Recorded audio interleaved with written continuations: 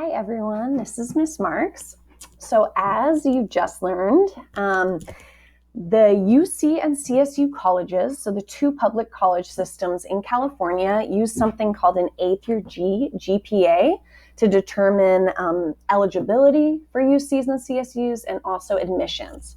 So Mr. Roundhill and I have created this GPA calculation sheet that all of you can use. The way it works is you enter the grades you've gotten every semester in 9th grade, 10th grade, and 11th grade. And then you just use those 10th and 11th grade grades in these A through G subjects to calculate your A through G GPA. We did include 9th grade as well, just so that you can see that you're meeting requirements every year. However, for the GPA calculation, they're only looking at 10th and 11th grade. The A through G GPA for UCs and CSUs does include, it's a weighted GPA, so that means it includes AP and honors classes. So the classes you see highlighted in yellow here, you get 1 point per semester of every AP and honors class that you were enrolled in. And note, there are some classes that have honors in the title that aren't UC CSU approved. So for example, Algebra 2 honors isn't highlighted, and that's because it's not UC CSU approved. Okay. I also want to note, these are just our A through G classes. So we have lots of other classes at Gateway that just aren't approved for the A through G GPA. So for example, 9th grade seminar, learning skills, reading skills, college counseling 11, PE. So you may have some grades on your transcript that don't calculate in here into this GPA. So keep that in mind.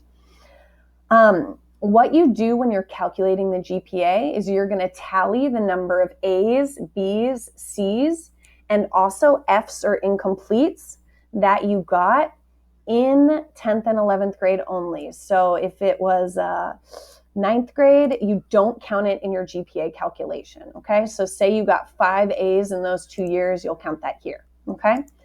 Then you got to do a little bit of math. So first you want to add up the total number of courses that you had in 10th and 11th grade, and those are, again, just your A through G courses. So you're counting how many grades you have in 10th and 11th grade A through G courses by tallying up the number of A's, B's, C's, and F's or I's.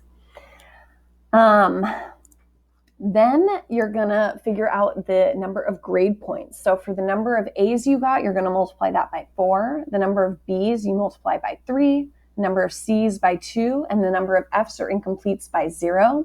Notice we don't have a section for D's on there because at Gateway we don't give out D's. If you went to another school where they gave out D's and you have one on your transcript, then you would multiply the number of D's by 1. Okay? And then you also multiply the number of AP and honors semesters you have by 1. So say you took 1 year of one AP class, that's 2 semesters, so 2 times 1 is 2. And you're going to do a max 8. So even if you took 5 AP and honors courses, that would multiply, that's 10 semesters, that would be 10 points, and that's above the max, so you would cap out at 8. And then you're going to add those total grade points up here in the orange, okay?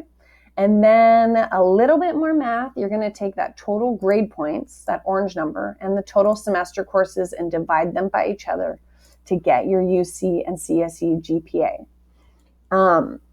That was a lot of math, a lot of numbers. I know I'm not a math person, so if you're like me, maybe you're like, what is this lady talking about?